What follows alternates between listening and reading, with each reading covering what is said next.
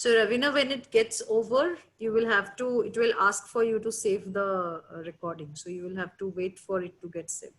Okay.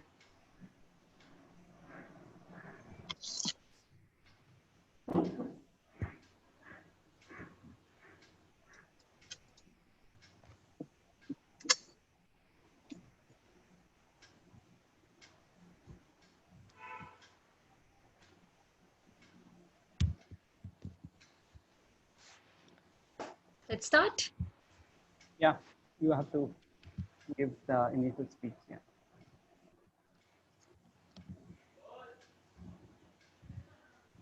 Okay. So a very, very happy Sunday. Good evening to all of you.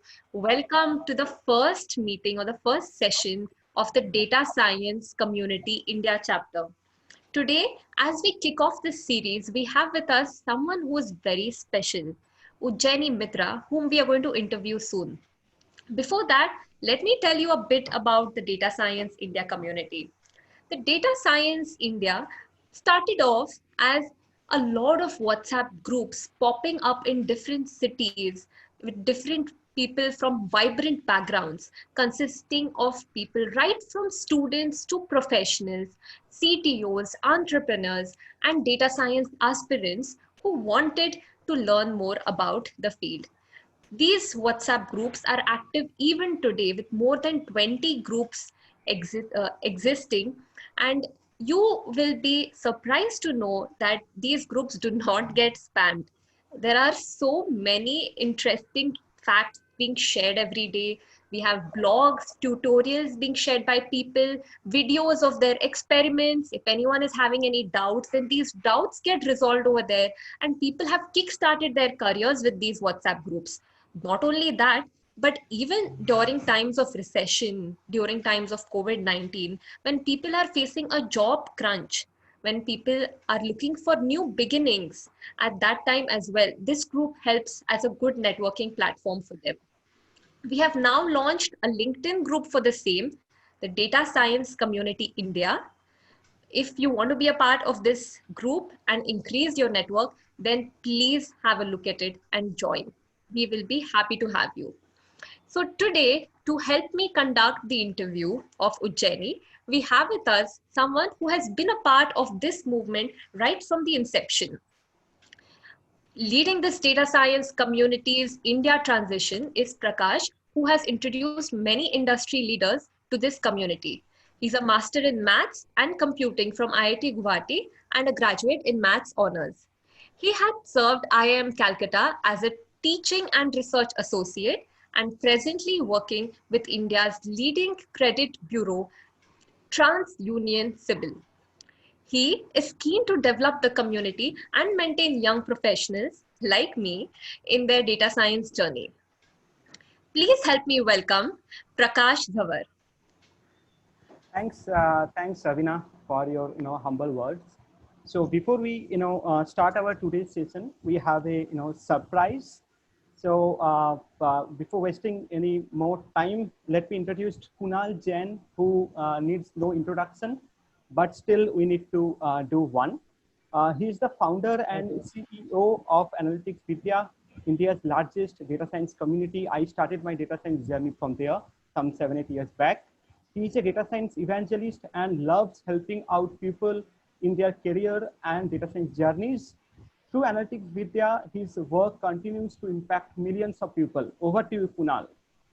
Thanks, Prakash. Hi, everyone. Really excited for the session, and I would like to congratulate Prakash and his team, Ravina and team as well, for the phenomenal work they are doing. So I've been, part of these WhatsApp groups since they started. So, I remember we started with data science community, and then we ran out of 256 people. So we addressed another group, third group, and so on and so forth. I didn't know we have grown to more than 20 groups now. So a big congratulations. I personally have benefited from a lot of discussions which happen on these WhatsApp groups, and the quality continues to amaze me and surprise me in terms of the quality of discussions and the people. So big congratulations. I wish the team all the best for these interviews which they have planned with experts going forward, and really looking forward to the work in coming days.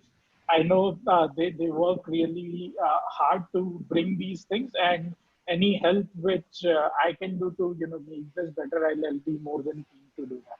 And for today's session, no one better than Jenny to, kick this off. Her work is phenomenal. She's been involved with Z5 recently, and I mean, I've connected with her multiple times, but I'm looking forward to listening to the journey and what she has to share in next hour or so. So thanks, Prakash, for inviting me for this opportunity, for doing this for the community, and Jenny for being the first one to kick this off.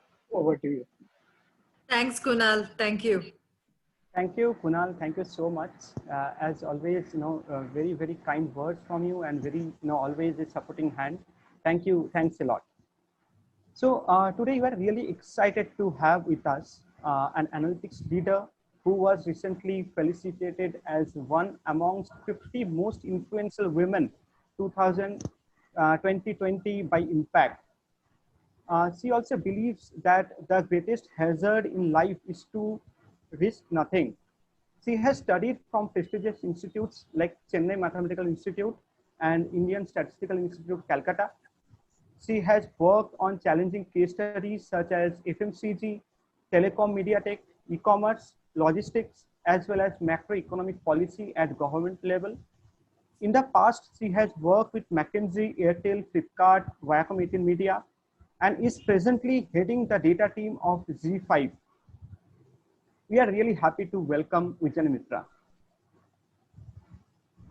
Thank you so much, Prakash. I mean, this is really, really great. I always, was part of the DS community since the starting, and I'm so happy to see this happening, and it feels good, connecting together.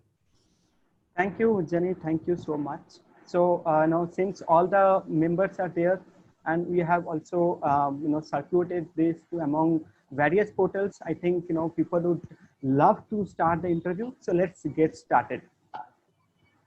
So the first question for you, Jenny, is how did you start your journey in the field of data analytics? We all want to know this from scratch.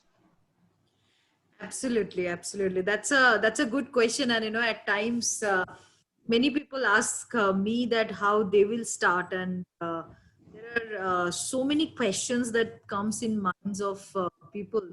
So when I think back like how I started, I never started because I wanted to become an analyst. So I always say that data science happened for me. I never started it because I wanted to become a data scientist. So but one thing what I always did is following my passion. So since my childhood I was always pretty good at mathematics, like those school days, but I only knew what was getting taught in our schools, right? The kind of the state board curriculum. But then I suddenly met a person, his name is Abir Banerjee, and he actually first introduced me to something called Maths Olympiad. And once again, probably that's a different day's story, and I still say that it's a miracle that happened for my life. It just happened that I just met that man, and he changed the perspective of mathematics for me. And then I met a few other great professors. So if you know, in Bengal there is a BE college, the Bengal Engineering College. I used to go and study to one of the professor there, who I mean, it was very surprising. Like if there is a current off, like at those days there used to be load shedding, so electricity will be off, and he was such a man, he will not switch on any candle or anything, and in that darkness he will give mathematics and he will ask to solve it. So first time I used to get very angry, like how come someone is asking to solve a math without I can even see my notebook. So Right. he told that if you can paint your math, everything is solvable. So first thing is when when I'm giving you a math, actually give it a design, give it a picture. If you can draw your question, the solution is just there. And that drawing, you don't need a pen and paper. You can just do the mental drawing. So you can think of a coordinate geometry or a three-dimensional geometry or anything. And his point is just to draw it. I mean, I'm so fortunate that I got such people, and that's how I could dare that I will not do engineering at those days. Because engineering and medical, those were the only two things that people could do at our time.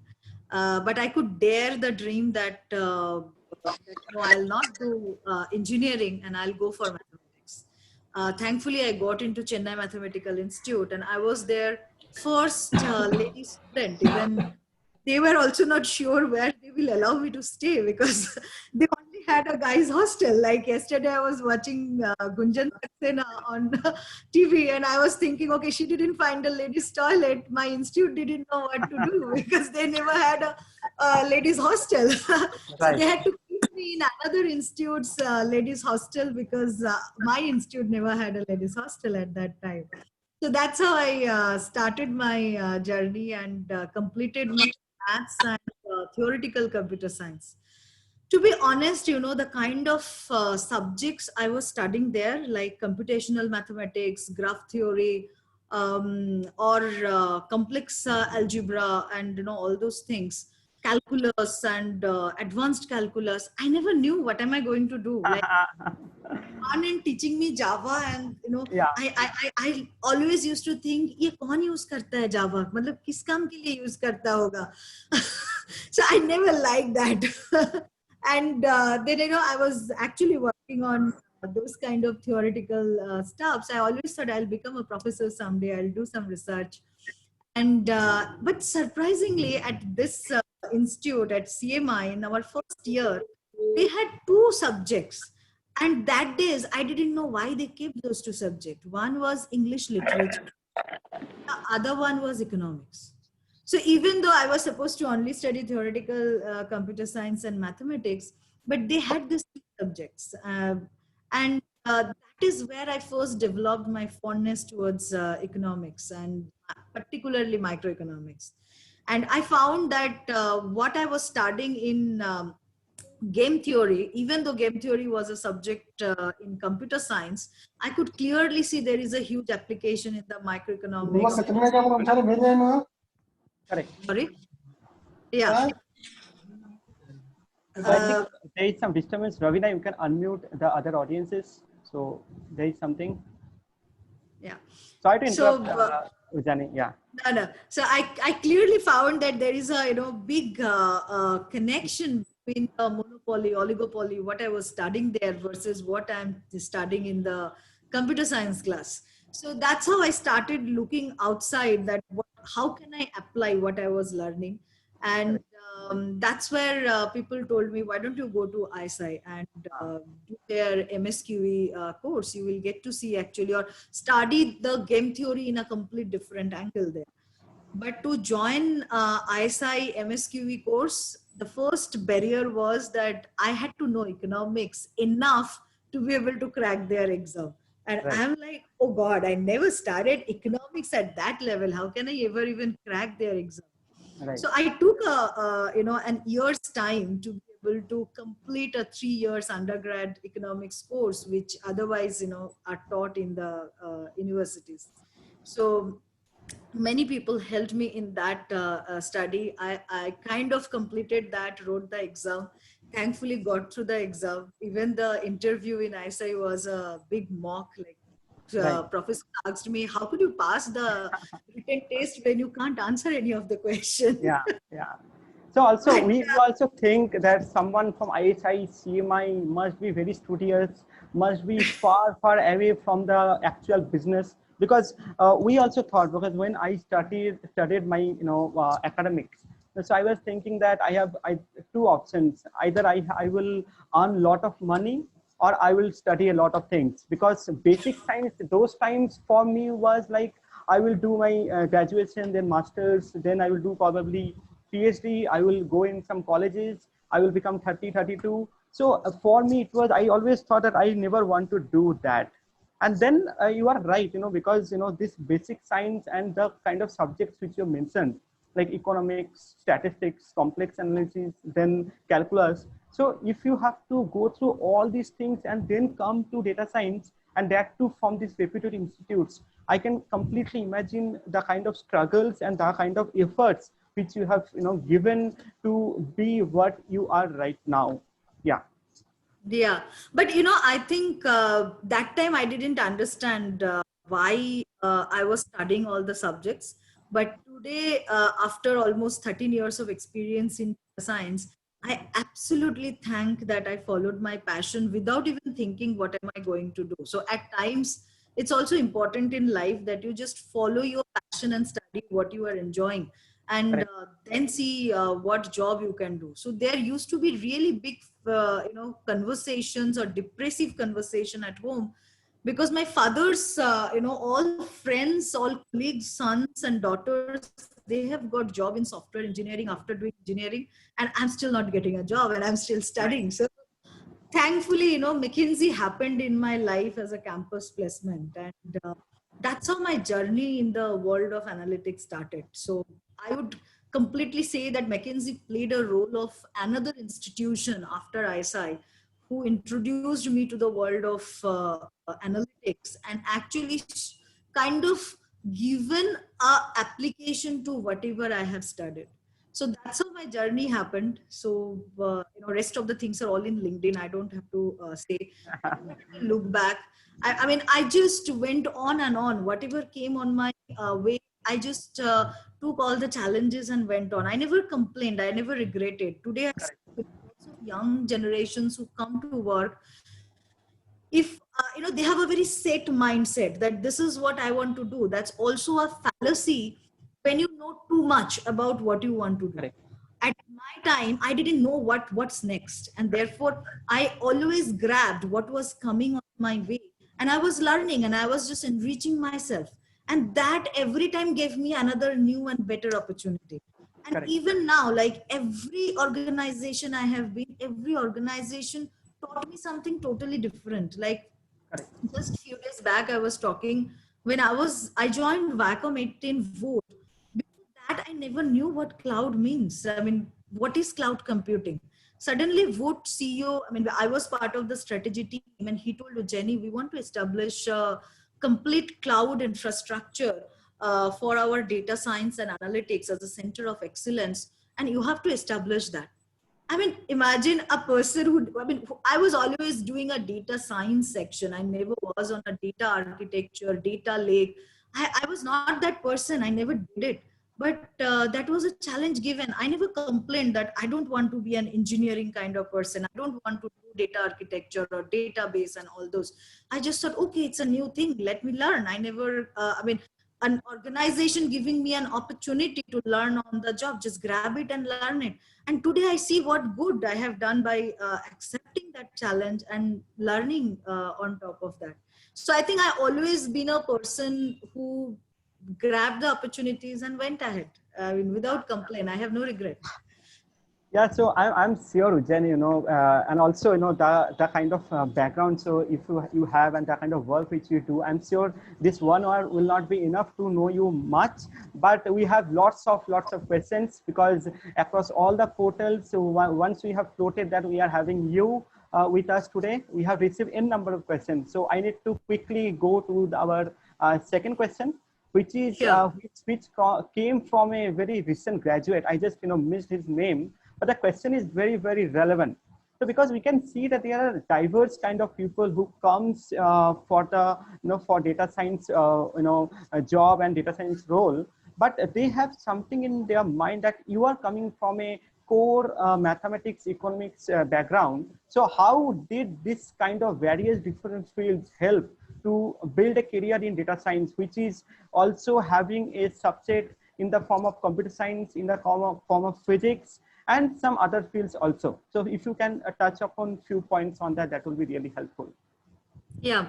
So I think, somewhere when I was saying that when I see the young generation coming with a pretty set mindset. I think one of the very mythical thought that I see among people is people who are coming from computer science background, they are the best people to do data science.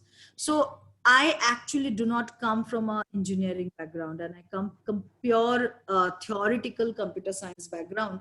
But believe me, I think, it's good that I read those topics so well, that today when I was introduced to something called parallel computing or parallel processing, I could actually go back to my days when I studied computational mathematics and a big O n or small o n. I could immediately connect to that the same search algorithm could actually be thought from so many different angle, Correct. and one algorithm which is exponentially exponential processing versus another algorithm which does a parallel processing and breaks it down into log n operation. So when I could connect to that, parallel computation was never a new topic for me. So I think we have to all come out of the thought process that data science can be done by only a single set of people. First thing is break that myth, because data science is never a pure science. It's actually a kind of, it has borrowed lots and lots of theories and concepts from multiple other sciences. So a biostatistics person can come here, a genetics kind of people can come here, people who are studying chemistry, molecular biology, physics, mathematics, theoretical computer science, psychology, neural science, anyone and everyone actually has a place, actually has a role to play in this data science picture. So you can actually see even psychologists coming and playing a role. For example, when today we are launching a new product, say you are launching a kids app, right, where kids can learn, you actually need the psychologist who understands kids learning capabilities and how a kid learn.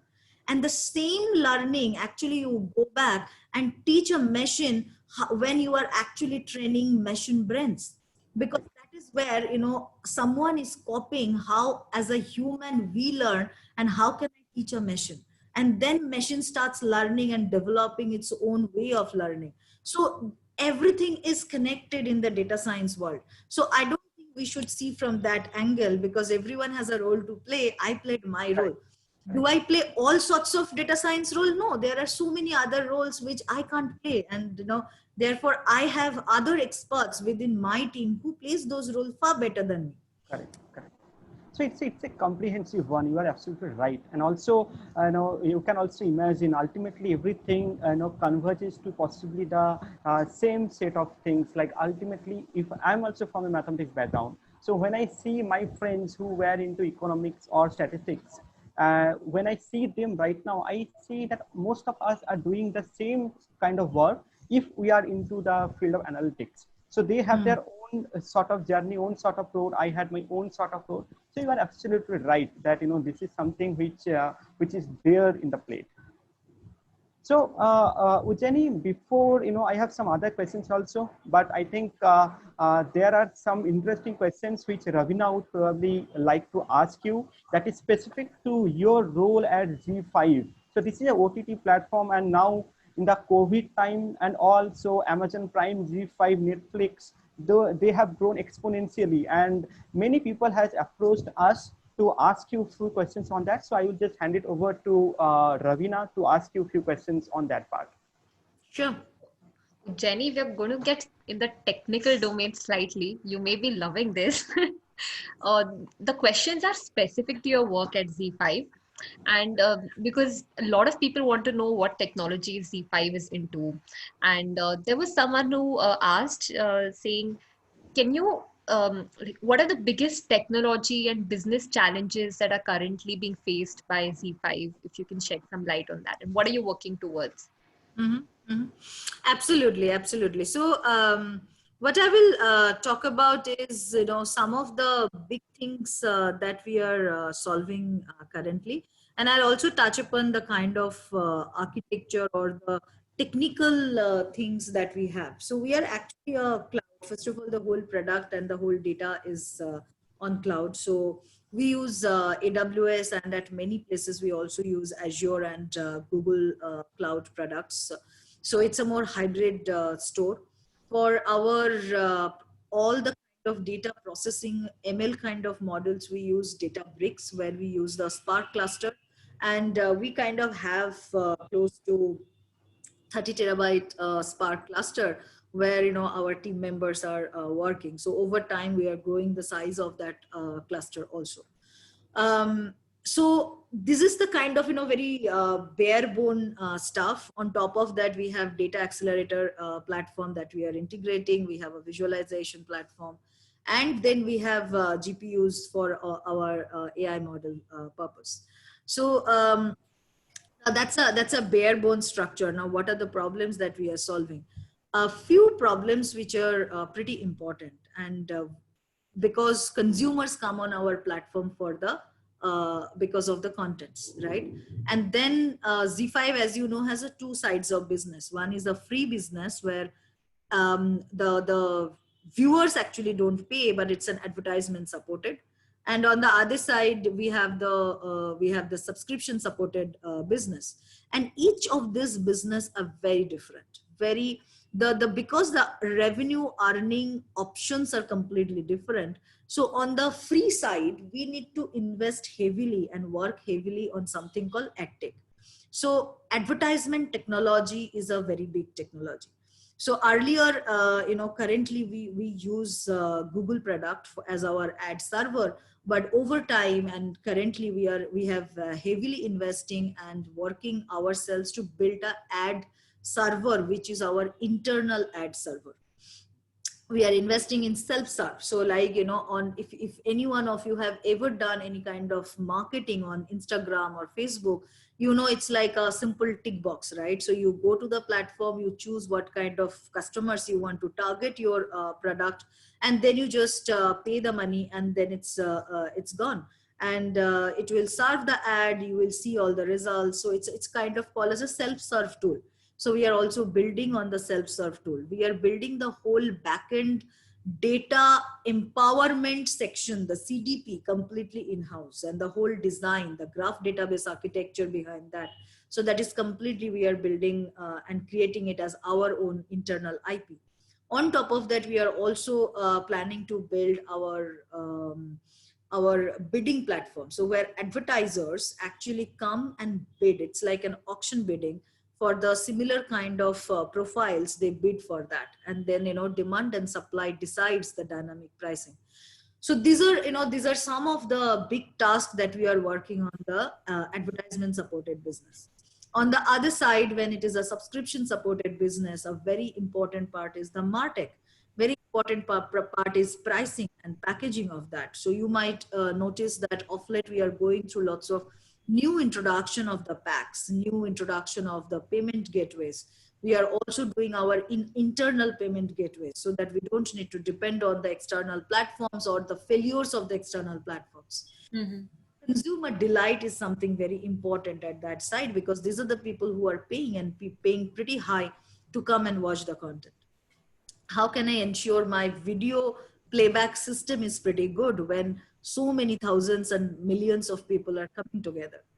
That's a big thing, and which is, I think, very different than any other industry is actually working on the content. And that's really the fun part, so on the content side, few thousand crores of investment that goes in creating, curating, and commissioning content.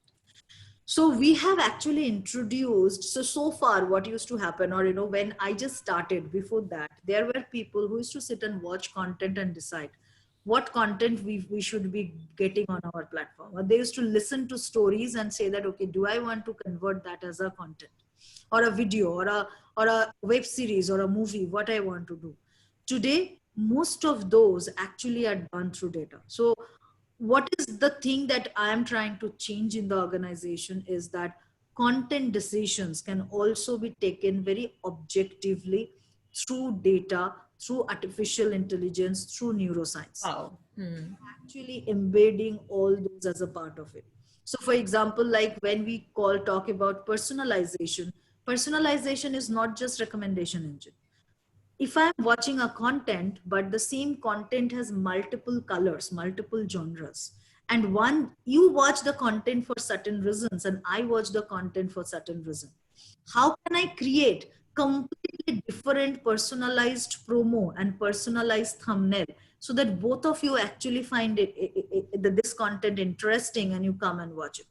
So that personalized promos are created based on neuroscience. So we actually do lots of neuroscience research with people, with our consumers, when we watch the content and we observe their brain waves, how their brain neurons are actually working, and which sections are creating those different personas, different taste clusters. And based on that, through artificial intelligence, we actually develop this promos. So it's not that, of course, today it is a hybrid method. It is not 100% AI driven, but, we are continuously training AI so that going forward, given a video, the AI actually will create me 8 or 10 different promos, and I don't need to create manually those promos. So that's the things, kind of very future looking, forward looking things. We heavily work on partnership because it's not only B2C platform. Lots of partners work with us, like a telco partner, ISP partners, or other e-commerce partner. For example, our packs are also listed on Flipkart, on Paytm Mall, and all other places. So what kind of partnership works? What kind of those B2B strategies that we want to work on? What kind of works there? So multitude of problem statements. And another big thing, I will really talk about, without which it will be incomplete, is the UI UX design. So many of you, when you think about the data science, you always think about the consumer data science, right?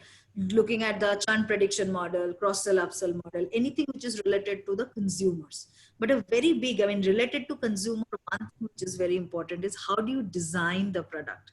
So we have a separate CX department within data team where we are experimenting heavily on CX, how features are actually should appear, what should be my consumer journey, and where a huge amount of actual computer science works happen.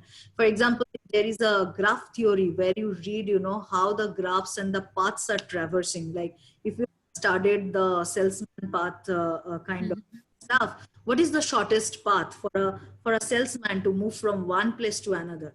The Wow. same I never analogy, knew that could be applied here.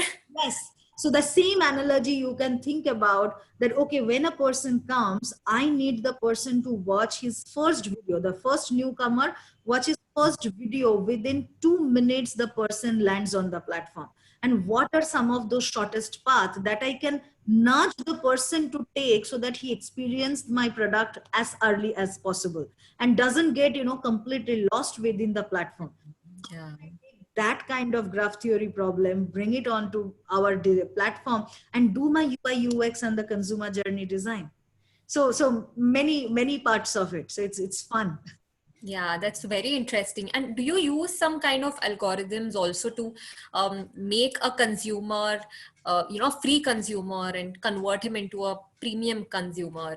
Is there Yes, any yes. data science that you use there? Absolutely, absolutely. There is a big project that we work on, AVOT to SVOT. So the project name is like that because advertisement supported video viewer to subscription supported video viewer. So we work on what are the contents, which content actually encourage a person.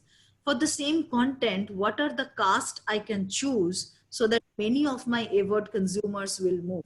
Do I understand the chemistry between those, multiple cast? For example, if I choose a hero, my consumer always want to watch a certain heroine, against that. Or, if there is a woman protagonist coming for that role, there are certain heroes that they want to look, the chemistry that they love to watch on the screen. So can I actually choose keeping my consumer first, keeping my consumer in mind? And which actually encourages lots of AVOD consumer to go and buy the subscription pack because they follow. In India, you will find a huge fan following. The fandom is something which is there heavily in India, which you probably don't find in the Western media. Like they probably will like, Batman, Spider-Man, but, they can never say that I only follow this particular, this particular actor or actress. In India, that kind of craze is heavily there, or there are craze for certain couple duplets. So how can you understand those undercurrents and bring those on the screen? Wow, that is very interesting to know. And there are a lot of questions actually about your work related to ZEE5, but I think we can take these questions offline because Prakash has some more questions now. So I'm going to hand over back to Prakash for the rest of the questions. Okay, sure. So Ravina, thanks. Actually, I have much questions, but I don't have the liberty to ask much. So I am asking only what people have asked me to ask Jenny. So coming to that, a very, very nice question now, because now we can see that data becoming the new oil. And as recently, Ujjani herself was felicitated as the most influential person, the top 50 influential person in the by impact in 2020. So on that regards, I want to ask her that how data has started becoming the mainstream business function, and do you think COVID has really played any positive role in that? Yeah, so I think, over time, this is something I also see in many other organizations, not only just in ZEE5, where people are saying that data, like, we all call it IQ and EQ for the leaders or for anyone coming on board. We call it a DQ, like a data quotient. And data is becoming like an hygiene for any organization. So going forward, data is going to play a very crucial and a nucleus role. It's in ZEE5 already plays the nucleus. So data, tech, and product creates the nucleus of ZEE5. It is not even content. It's not even consumer. Content and consumer comes around the bare bone, but data, product, and tech, this three actually, this triangle actually creates the nucleus for ZEE5. Similarly, many other organizations now actually moving towards that. Even when they're looking for at any senior position, junior position, anyone, like if it could be a content strategist, it could be a social media kind of person, it could be a PR person, or it could be a salesperson. In all those places, companies have started asking for DQ, a data quotient. So people able to understand data, able to make meaning out of it, able to drive strategy out of it, is becoming a very central and a crucial and a critical part of any business. So I think, day is not far when you might find that a data person actually playing a CEO role also. I strongly believe it, and I really want to wait and see that. Right. So, I just have a quick question in my mind, because this was not something which I have received somewhere, but from your conversation, this is something which is clicking my mind.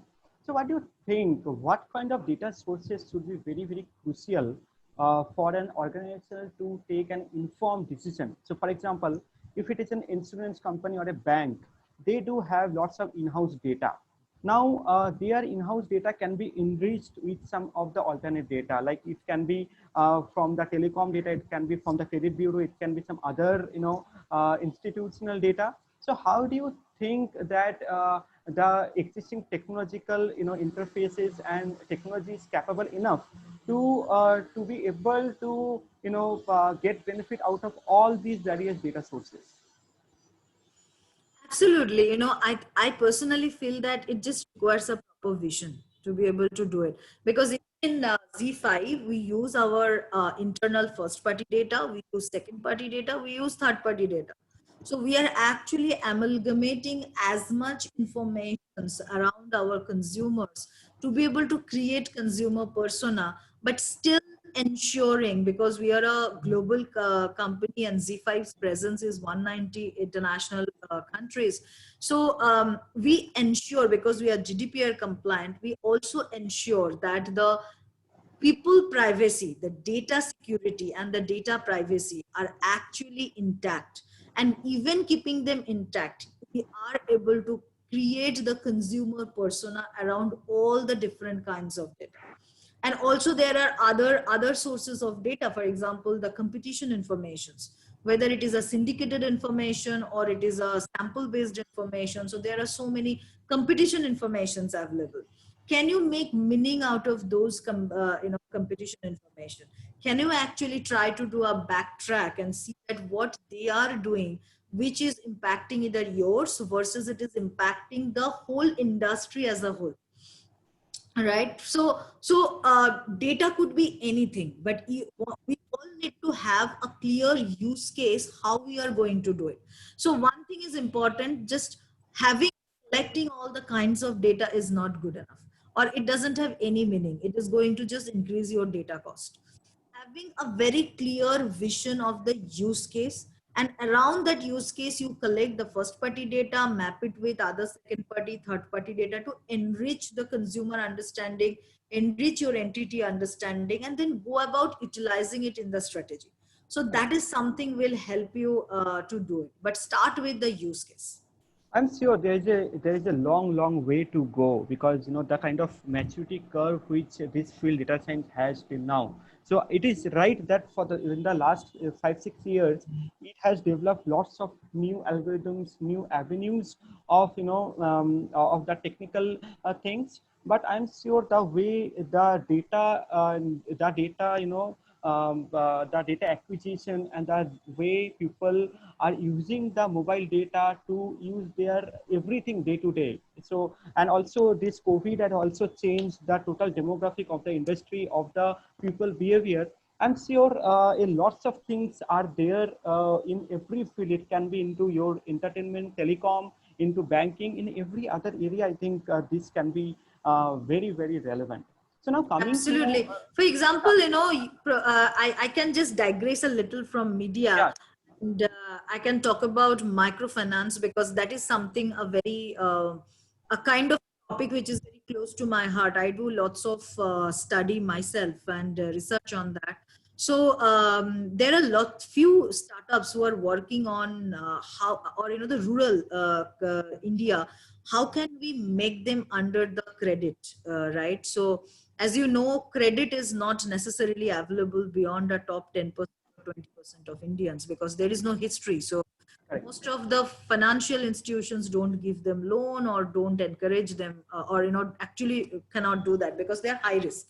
So how can you actually go and give loan to them? How can you bring them under credit? So there, forget about collating data. There is no data. How the question starts, how can you generate data from them, right? What kind of data can you look at? For example, if it's a kirana store at a very small town, that person not even using their electronic billing system. So you can't even use that. It's a khata system, right? Correct. Many people actually pay a certain lump sum at the start of the month, and then it's a khata system. How can you take those even as a data and start utilizing? Could you use probably, if there is a security camera, can you use that video and extract the data out of it to be able to see the credit worthiness of the person? Like, so many completely different innovative way a person need Correct. to even think to generate data. Correct. I think that's why right now lots of startups are playing a very crucial role. So like the way Jio has launched its Glass. So I just forgot the name of the startup who was behind that particular thing. But definitely, it's not about creating the algorithm and or the other technically heavy stuffs, but to have the basic things in place, the readiness to apply data science. That is also a very crucial area of work, which probably we can call data engineering or other kind of things. So you are absolutely right. So those kind of things will definitely add lots of value to the existing existing data science space. Yeah. I think one subject in today's data science people probably we don't study, and which is very important. And I realized this as more and more I am working on more design parts of the data science, is the design thinking. So we always say that give me data and I will start doing a modeling, actually, or even give me a business problem. The Correct. question comes, can you actually use data to ask the right question? Can Correct. you even design, think what need to be done? Forget Correct. about your top leaders telling you do ABC, right? And Correct. then you go ahead and doing it. And we take lots of pride, but the actual benefit of data lies in if we can ask the right question. If we Correct. can even devise the question, if I can devise the data and start thinking completely from a first principle level, that okay, given what is happening, what is my box 3 ideas, what is my next thing that I want to do? Can Correct. data play that strategic game?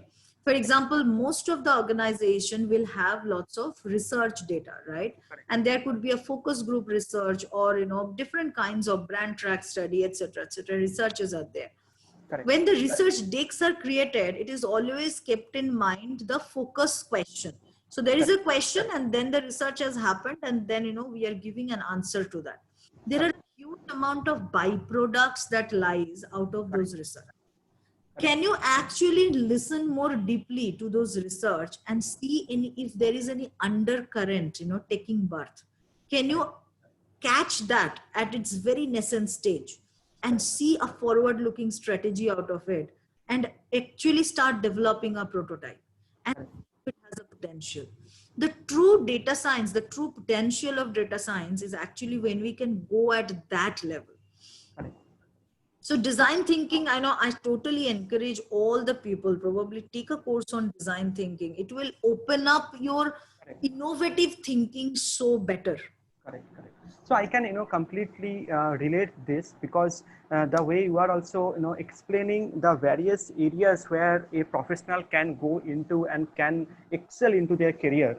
So basically, using data and using data science, you can go into a strategy role, you can go into a core technical role, you can go into product managerial role. All the roles are open. Now here is a doubt, Exactly. and I have got a question out of it.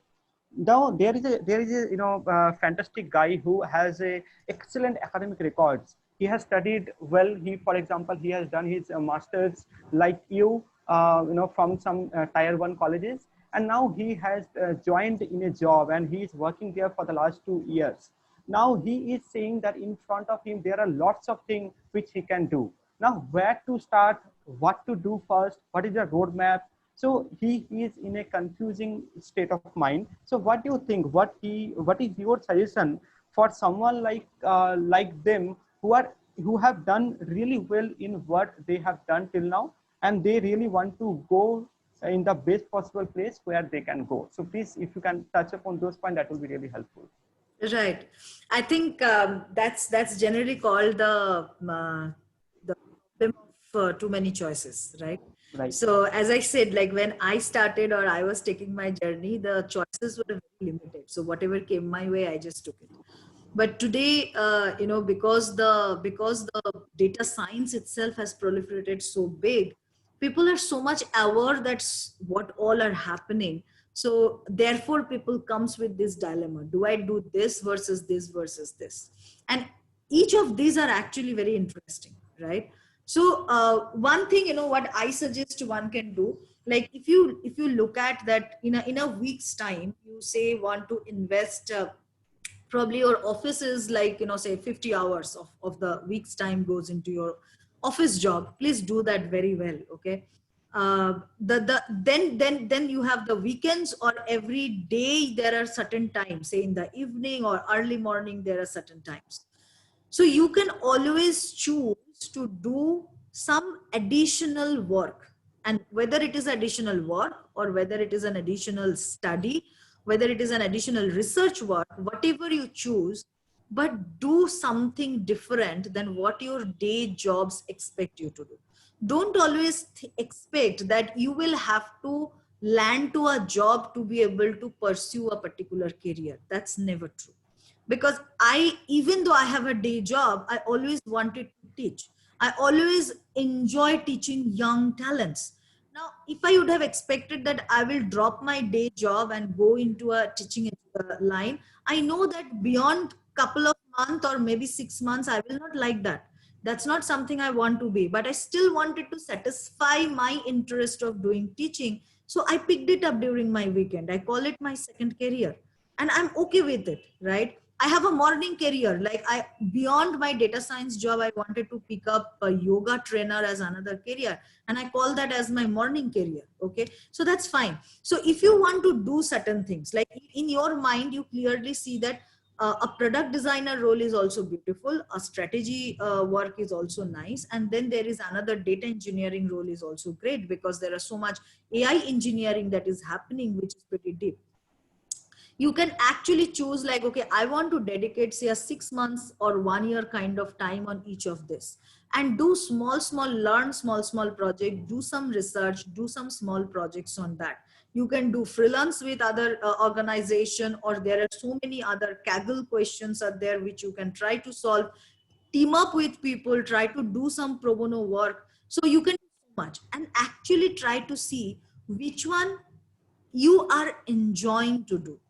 Because when we can connect what we enjoy doing and what we, when we do, we actually feel very accomplished. Those are the places where you can grow. But it is important that you explore and figure out which one you are liking, where your intuition automatically working. Certain things, for example, today I love to do AI problem solution, but if you ask me to become an AI engineer beyond certain level, I know I cannot do that. So even if I enjoy doing it, maybe my capability has a certain foundation. So I cannot just take only that part and build my career.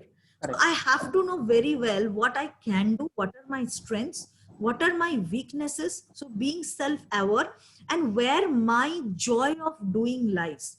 If you can somehow combine these three and develop on top of your strength, that is where you will get, surely you will get, good heights in your career. Correct. So I think, to give some time to yourself. So I get few of the messages from the fellow, members from the WhatsApp community, especially, which we are managing for the last 5-6 years. So they say that I never participate. I never do any kind of discussion. I never post anything, but I read whatever is coming on the way. And over the period of time, I have seen them becoming very, very active into data science. So I think your mind is open, and if you trust the process that data science is a field where you can contribute, you have a certain background, then I think, it will connect the dots in future. I think Absolutely. Yeah. Absolutely. Always keep an open mind, even in your current job. If a very new kind of project comes, which you otherwise thought that, how can I do? I give you one example, like in my team, there is one young guy who joined from after engineering. He was in a consulting company and he joined. And I suddenly gave him a very different role where for the new features and the new product that is getting deployed, this person has to define what data has to be captured from those features, because it's a digital product, it's an SDK. So behind SDK, we need to define what data has to capture even before data can come to us. So I gave that role to this guy and told that, can you define it? He probably took hardly, few weeks to learn what needs to be done. Now he is a champion in that. All our products that goes into market, he defines exactly what data has to be captured, how it has to capture, how is to flow in our data lake, what definition it should follow. He even be able to think the use case beyond this data capture to be able to do it. So if he would have said that, hey, listen, I came to do a certain kind of analytics, why are you giving me this role, which is very different? He, even after it gets developed, he actually does the testing. Another guy came who told, I'm not a tester, I cannot do this role. Now he took that role as a tester, like a software testing. So his, the narrowness of thinking actually blocked him. And the another guy took it very openly, and now he has grown so well. Like he's one of the pretty important, pretty strong member of our team. So be always open mind and grab the opportunity that comes on your way. And I'm sure for these mentors like you, or the team leaders, or those who are leading the team at any organization, they have a very important role to play to map the right person to the right role and to give them a roadmap. But anyways, we are, there are lots of other questions. I think I have not, I was not able to finish 50% of that. But there are some questions, and I will hand it over to Ravina, and she will then further conclude the session, and we will continue the things. Lots of good Yeah. discussion. So thank you so much, and over to you, Ravina. First of all, Jenny, I would like to thank you so much for coming over here amongst us today. And I must tell you that as a woman, I feel really proud of getting an opportunity to interview another woman who's become a stalwart in the field of data science and is continuing to grow, because we also need such role models. Before you today, I do not think I knew of any woman who was doing well in data science, because most of the people that we see around floating around in public media happen to be men. And although I agree there is a higher percentage of them, women like you shine like diamonds and serve as inspiration to us. So thank you so much for coming here today. We had some more questions actually. So would you mind if you can answer them later and we can put it up on the LinkedIn group so There that... are a couple of very interesting and very different questions. I don't mind answering now. And then otherwise you can save the whole chat window, and whatever question you can pull it, and I'm happy to answer that. So whichever you choose, like if there are a couple of questions, I'm happy to take up now. Also. I think Ravina, we can still ask two more questions, because many, I kept many messages, so it will not be a good justice for them. So if you can please continue with another two questions, and then we'll wind up the session. So Yeah. there is one question from Saptarshi sir, who keeps uploading a lot of tutorials on our WhatsApp group, which he himself crafts. He asks, how would you rate the models that people or labs are coming up from the last 3 to 4 months for detection and prediction? Where do you think this field is going from the research perspective? So detection and prediction of COVID, or like any kind of Any kind of the kind of algorithms, is the field catching up momentum, and especially in the field of media, where are we going ahead? See, I personally believe that this lots of these new solutions which are coming is are actually good start, and anything which can be automated, like of late auto email has grown pretty big. So I think all this will happen, right? And today, are they all at a very, very great shape for us to just directly download and start applying any of those? May not be. But it's like any other AI model, right? The first model we build, it's never the perfect, but we have to give it a chance. We have to give that model to also learn and relearn and retrain itself, kind of a self-learning mode. So we have to actually start applying, and many of such startups that we work with, where they come with a solution which is not necessarily very polished and just there, but we take that, we build on top of that, we guide those startups to build it along with us, then they test it, train it on our platform, and then that product actually starts shining and become far more richer in terms of their solution capabilities. So yes, I mean, we have to test those, and we have to give them space. So yeah, and given, like you just mentioned, startups, so do the technologies that startups are coming up with also form an integral part of very Z5's much. technology updates? Very much, very much. For example, like, when I talk about AI, there are lots of Google API or Amazon APIs or Microsoft Azure APIs are there.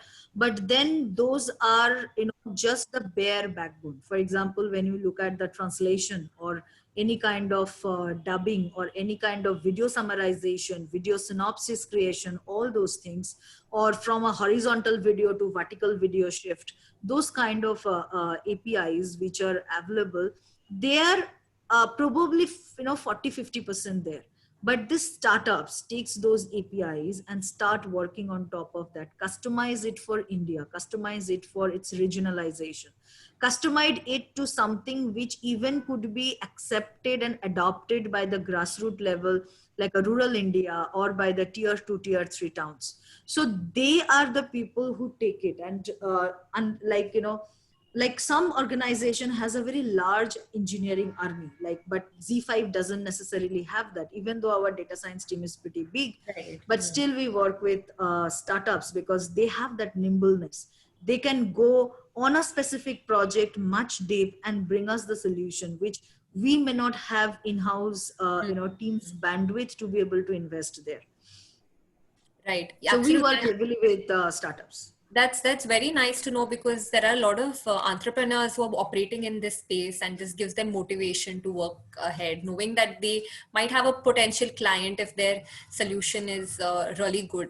So because of this, actually it leads to a lot of job creation also in the startup segment, where people who are passionate about this field can explore it in depth. But at the same time, is there, like in the media field specifically, are these AI technologies, data science technologies, anyway leading to a loss of workforce? This was a question raised by Sanidhya.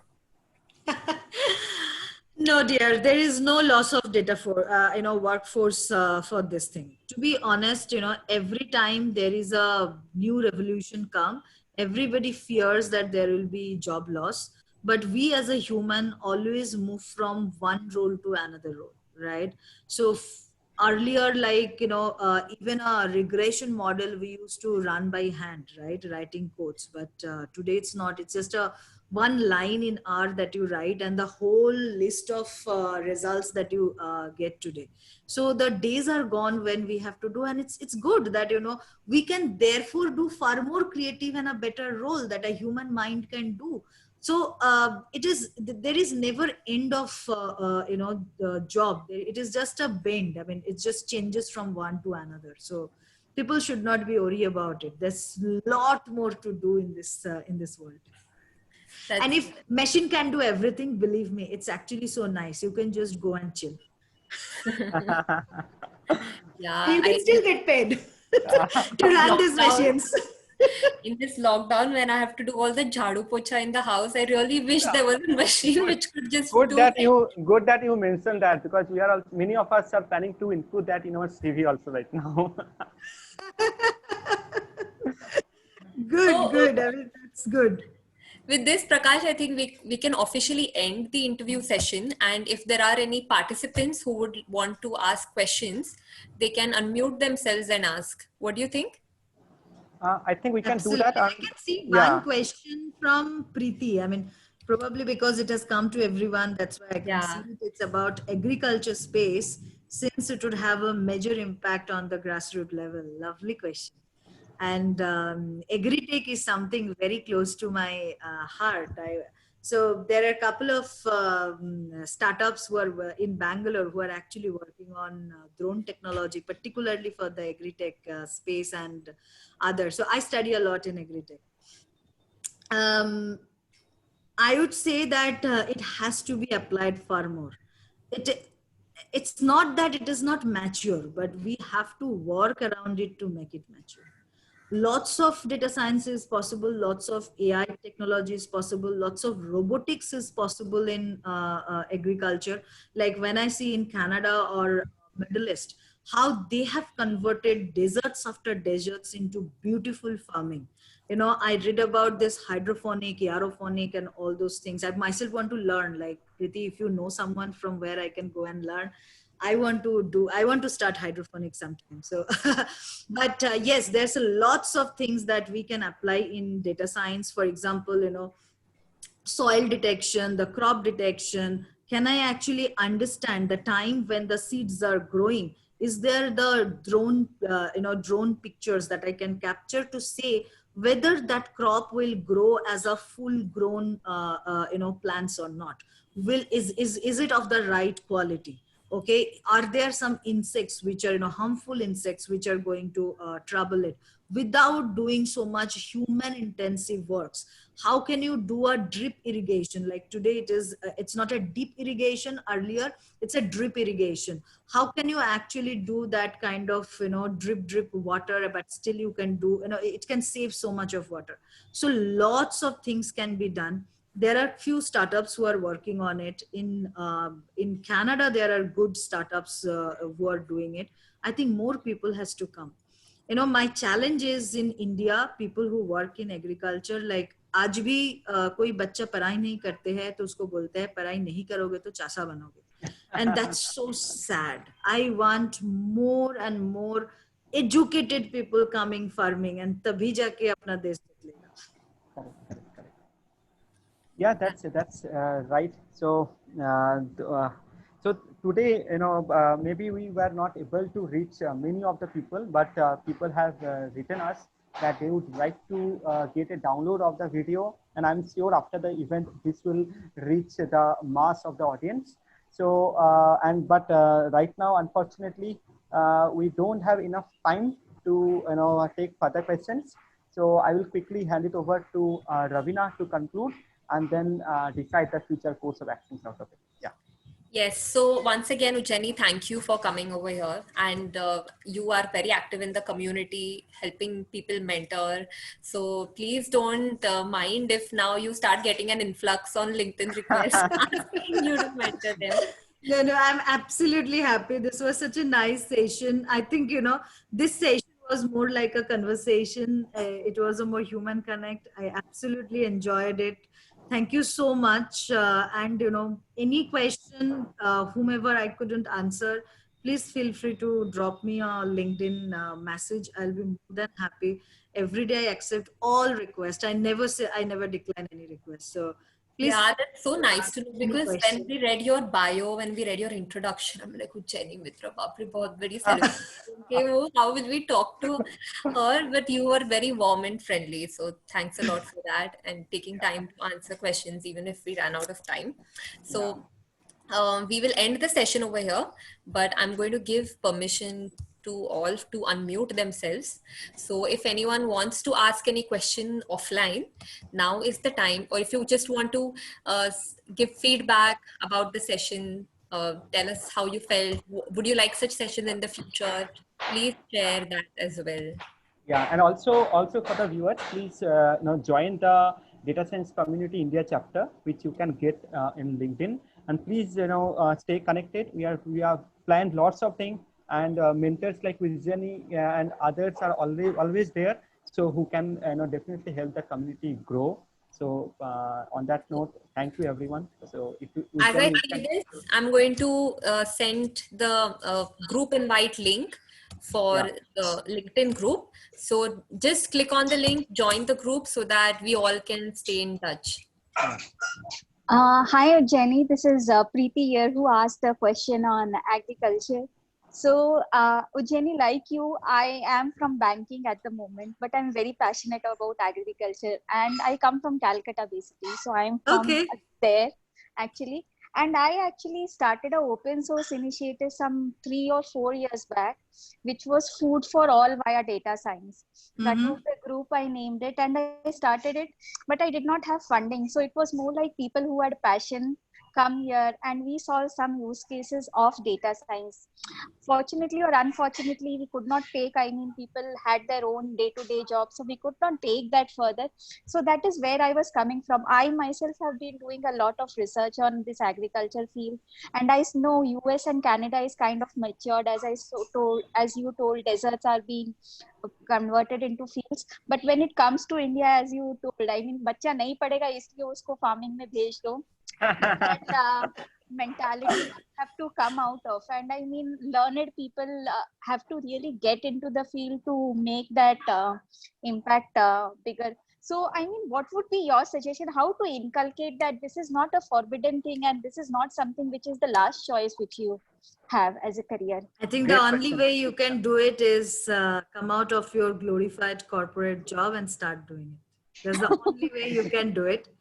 I seriously already thought of this, and I don't know. It's not like a kind of declaring my retirement, but yes, probably another 2 to 3 years that I want to do any corporate job, and the only thing I want to do after that is farming. Great. So maybe our paths will cross again for sure. Absolutely. Absolutely. Thank you, Preeti. Thank you, Preeti. So, a question. I think. Sorry? Saptarshi Goswami, sir. Yeah. You want to read it? but I think he's not audible. So Sir, I think Ravina, we can wind up now because there was a hard stop also. So I will ask Ujjani to give a conclusory statement. So if you can tell something, and then you can conclude yourself. Absolutely, Prakash. I think first thing is this DS community is doing a pretty good job. I at least am part of almost 2 to 3 of those groups. The kind of questions that I see there, the kind of conversations that's happening there, and one of the very disciplined group without it being a admin only kind of stuff. So where the spam doesn't come. So I'm so happy this group exists. This group can have conversations, and thank you so much for organizing this. I think I suggested one more thing, and it will be good because mentoring is something that I learned in McKinsey, and outside McKinsey I have never seen any other organization who see the value of getting mentored. I think I have still reached where I have reached because of some of the mentors. Because at least here I haven't, didn't get any question to share some of my failures. But I wish there could be another session where I can share some of my failures. But one of that was I was and I am internally a very, very introvert person. I'm not an extroverted person. In McKinsey, one of the lady partner, a senior partner, she once told me, Ujjani, this is men's world. If you do not know to speak up, you don't exist in that meeting. Correct. That one sentence changed my life. I trained myself to choose. It's like a switch on off. If I choose, I can become an extrovert and I can deliver, I can speak up. I had to train myself. But thankfully, that person realized that Ujjani has potential, but she has certain challenges that she is not able to overcome. And she mentored me. So I suggest, if we can create a kind of a mentor-mentee kind of relationship within the group. And mentor-mentee always not necessarily has to be junior, senior. Even there could be a reverse mentoring. For example, I can choose a very junior person to mentor me in lots of new age stuff that's happening, which I haven't learned, who can actually, help me grasp those things which are very difficult and probably they are learning. Similarly, a junior person can choose a senior person to discuss. For example, I have a couple of job offers. Which one do I choose? I want to do this. How do I go about it? So many questions come in our mind, and we don't always feel good to go and ask our managers in the office, right? So you can actually choose, and there could be like a very clear ratio, like a 1 mentor to 5 mentee at any point of time. And if we can create that kind of chain, I think everyone will be heavily benefited. So that's something I believe we can do. I was also discussing this internally and with some other folks who are also very active. So I got a suggestion that everyone will be a mentor, everyone will be a mentee, so that I can mentor 5 people and I can get mentored by someone from that 5. So that way exactly we can have a very a good atmosphere around as far as learning is concerned. Yeah. Absolutely. Yeah. So that's good, thank you so much. Thanks everyone for coming and, having participating in this on a Sunday afternoon. Thanks and have a nice weekend, whatever be left. Thanks.